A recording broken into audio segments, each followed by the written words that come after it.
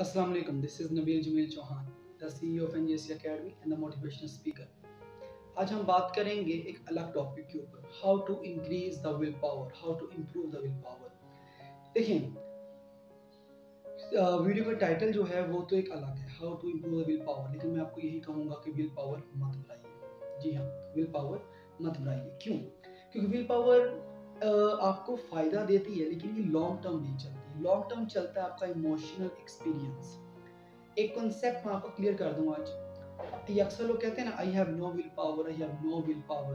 Basically will power क्या है कि मैं ये काम नहीं करूँगा, या मैं बहुत ज़्यादा स्ट्रगल करूँगा, मैं दिन रात मेहनत करूँगा, मैं बहुत ज़्यादा स्टडी करूँगा, ठीक है, ये विल पावर है। लेकिन विल पावर काम करती है डिनायल प्रिंसिपल पर, जबकि इमोशनल एक्सपीरियंस काम करता है आपके डिज़ाइन प्रिंसिपल पर। अगर आप अपने माइंड के अंदर एक डिज़ाइन, एक फॉर्म बना लेते हैं, तो इस डिज़ाइन को, इस फॉर्म को बनाने से आपका जो कॉन्शियस और सबकॉन्शियस माइंड है, ये उस डिज़ाइन पर काम करना शुरू कर देता है। आपका न्यूरोलॉजिकल जो पाथवे वो ओपन हो जाता है। आपको पता चलता है कि मैंने ये काम किस तरह से करना है, और आप उसके लिए मेहनत करेंगे। तो will power is the work on the denial principle. ठीक है, वक्त के साथ साथ आपके अंदर वो काम करने की जो एक लगन है, एक आपका एक एबिलिटी है, वो कम होना शुरू होती है। लेकिन इमोशनल एक्सपीरियंस के साथ जब आप काम करती हैं, तो वो चीज़ डिज़ाइन प्रिंसिपल पे काम करती है, वो आपको आगे बढ़ने के लिए पुश करती है। बेसिकली इमोशनल एक्सपीरियंस की हम बात करें, जैसे अक्सर लोग सॉन्ग सुनते हैं, मैचेस देखते हैं, तो क्यों देखते हैं? इंटरेस्ट के साथ, क्योंकि वो सारा डिपेंड कर रहा होता है इमोशंस के ऊपर। तो बेसिकली इमोशनल एक्सपीरियंस के अंदर एक इमोशन होता है, एक फीलिंग्स होती हैं, एक डिज़ायर्स होती हैं, एक ड्रीम्स होती हैं। इसके अंदर एक सक्सेस, एक अचीवमेंट की ख्वाहिश होती है, जो आपको ड्राइव करती है, जो आपको पुश करती है। बेसिकली विल पावर में आप फाइट करते हैं, फाइटिंग अगेंस्ट अ डिज़ायर, जबकि इमोशनल एक्सपीरियंस में आप फाइट करते हैं, आप लड़ते हैं, फाइटिंग फॉर अ डिज़ायर। मतलब विल पावर में आप फाइट कर रहे हैं डिज़ायर के खिलाफ, जबकि इमोशनल एक्सपीरियंस में फाइट करेंगे डिज़ायर को कंप्लीट करने के लिए, फुलफिल करने के लिए। तो एक बात याद रहे, आपको वो चीज़ नहीं मिलती जो आपको चाहिए, आपको वो चीज़ मिलती है जो आपको चाहिए ही चाहिए, क्योंकि आप उसके ऊपर दिन रात मेहनत करेंगे, आप स्ट्रगल करेंगे उस चीज़ को अचीव करने के लिए। और विल पावर के साथ इंसान ज़्यादा देर तक, लॉन्ग टर्म तक नहीं चल पाता। इसलिए इमोशनल एक्सपीरियंस का साथ ऐड होना बहुत ज़रूरी है। बेसिकली आपके जो विल पावर है, इसके पीछे एक मेंटल स्ट्रक्चर नहीं होता, एक मेंटल पिलर्स बिल्ड नहीं हुए होते हैं, इसलिए लॉन्ग टर्म नहीं चल पाता। एक बात याद रखें कि mind works very well with pictures in emotions. There is an example for you. Suppose करें एक पर्सन है जो एक पहाड़ी पर एक पत्थर को लेकर जाना चाह रहा है।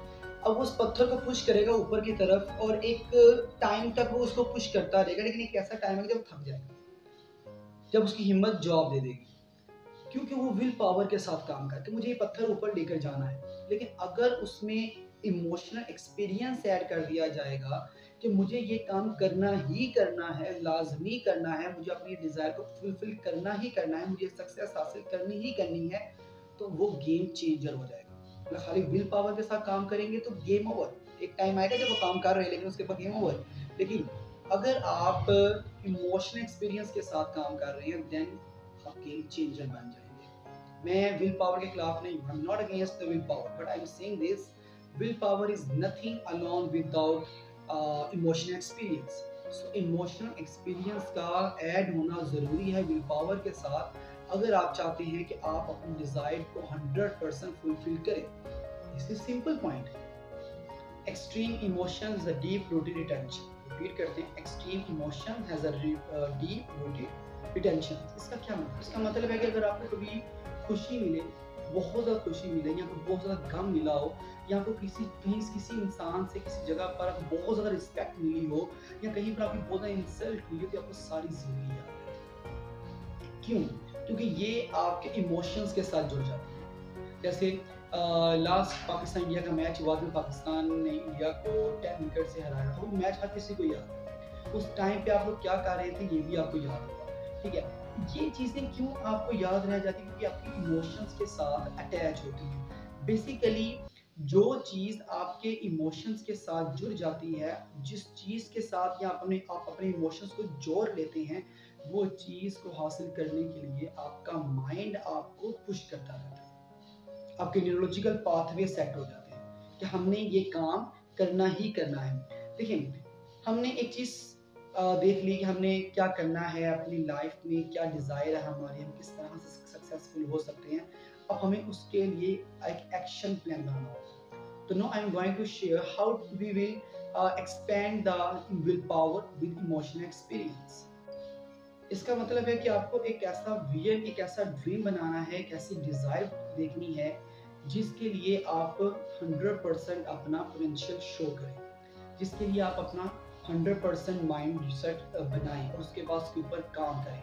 बेसिकली जब आप एक प्रॉपर माइंडसेट के साथ, एक प्रॉपर डिज़ायर के साथ, एक प्रॉपर ड्रीम के साथ, एक प्रॉपर विजन के साथ अपने काम को स्टार्ट करते हैं तो आप उसके लिए 100% स्ट्रगल करेंगे। बेसिकली आपके पास सबसे पहले क्या होता है कि हमें एक लिस्ट बनानी है और देखना है कि मैं डिज़ायर राइट करनी है, मुझे क्या डॉक्टर बनना है, मुझे इंजीनियर बनना है, मुझे पायलट बनना है, मुझे क्या बनना है, उसको राइट करें, अपनी 3 या 4 डिज़ायर्स को राइट करें। उसके बाद देखिए कि आप सबसे पहले किसको प्रेफर करेंगे और उस चीज़ को फुलफिल करने के लिए आप अब अपने नेक्स्ट क्या करेंगे, एक फॉर्मेट तैयार करेंगे। फॉर्मेट का क्या मतलब होता है? फॉर्मेट का मतलब है कि आप एक डेट एंड टाइम सेट करें। डेट एंड टाइम से मुराद है कि आप ये देखिए कि आपको ये डिज़ायर, अपने आपको ये विजन किस टाइम तक फुलफिल करना है। मतलब 2 इयर्स में, 3 इयर्स में, 4 इयर्स में कब आपको ये अपना जो ड्रीम है, अपनी जो डिज़ायर को कब तक फुलफिल करना है, इस चीज़ के ऊपर वर्क करें। सेकंड वन, जब वो डिज़ायर, वो विजन, वो ड्रीम आपका जब फुलफिल हो जाएगा, उसकी कैसी शक्ल होनी चाहिए, उसकी क्या शेप हो, क्या फॉर्म हो, कैसा दिखता हो। मतलब मैं देख रहा हूँ कि मेरा विजन है, मैं डॉक्टर बनना चाह रहा हूँ, वो कंप्लीट हो गया, तो डॉक्टर बनने के बाद मेरे आसपास में इर्द गिर्द कैसा इन्वायरमेंट होगा, इस चीज़ को मैं देखूंगा, इस चीज़ को मैं ऑब्जर्व करूंगा कि सक्सेसफुल होने के बाद, ड्रीम कंप्लीट होने के बाद मेरे आसपास का इन्वायरमेंट कैसा होगा, क्या उस। और थर्ड हम बात करेंगे ड्रीम बेनिफिट्स के बारे में, क्या उस ड्रीम को फुलफिल करने का कोई बेनिफिट भी है कि नहीं है। तो कुछ लोग ऐसे ड्रीम बना लेते हैं जिससे सिर्फ कोई नुकसान होता है, कोई फायदा नहीं होता। ऐसा ड्रीम सेट करें, कोई ऐसा विजन सेट करें जिससे आपको बेनिफिट हो, ना सिर्फ आपको, आपकी फैमिली को, सोसाइटी को, आपकी हेल्थ को, आपके रिलेशंस को बेनिफिट हो। तो वो बेनिफिट्स भी राइट करें कि इस ड्रीम के फुलफिल हो जाने के बाद किसको कितना बेनिफिट होगा, आपकी ज़ात को कितना बेनिफिट होगा, आपकी हेल्थ को कितना बेनिफिट होगा, आपके रिलेशन में कितना बेनिफिट आएगा, आपके पेरेंट्स, आपकी फैमिली, आपकी जो सोसाइटी है, आपके जो रिलेटिव्स हैं, वो आप पर कितना गर्व फील करेंगे, कितना आपके ऊपर ये वो आप पर कितना प्राउड फील करेंगे। ये सारी चीज़ें आपको देखनी होती हैं। फर्स्ट आपने क्या करना है, एक ऐसा एडिक्टिव विजन तैयार करना है, एक ऐसा एडिक्टिव विजन जो आपको हर वक्त एडिक्शन दे कि you can do it, you can perform your with your potential. So आपको एक ऐसा एडिक्टिव विजन तैयार करना है। देन आपको उसकी डेट एंड टाइम, एक फॉर्मेट तैयार करना है कि आपको कब कंप्लीट करना है, उसकी क्या फॉर्म, क्या शेप होनी चाहिए। एंड देन आपको कि उस ड्रीम, उस विजन के फुलफिल हो जाने के बाद आपको क्या बेनिफिट्स होंगे, आपकी फैमिली को क्या बेनिफिट्स होंगे। तो ये तमाम फॉर्मेट्स भी आपको एक इसे कहते हैं विजन स्टेटमेंट बनाना। तो सबसे पहले आपने एडिक्टिव विजन तैयार करना है, उसके बाद आपने उसकी स्टेटमेंट और विजन तैयार करनी है। Then last one action plan. लेकिन सबसे जरूरी होता है एडिक्टिव विजन, उसके बाद स्टेप, उसके बाद लास्ट वन है आपका एक्शन प्लान कि आप क्या करें, क्या स्टेप होगा, फर्स्ट स्टेप क्या होगा, सेकंड स्टेप क्या होगा, third step, fourth step, fifth step, क्या स्टेप्स होंगे, किस किस तरह से आपको मूव करना है। तो ये सारा आपका एक्शन प्लान होगा कि आपने किस तरह से अपनी उस डिजायर को, अपने उस एडिक्टिव विजन को फुलफिल करने के लिए, एक सक्सेसफुल पर्सन बनने के लिए क्या करना है। तो एक बात याद रहे, नो डिवोशन विदाउट इमोशन।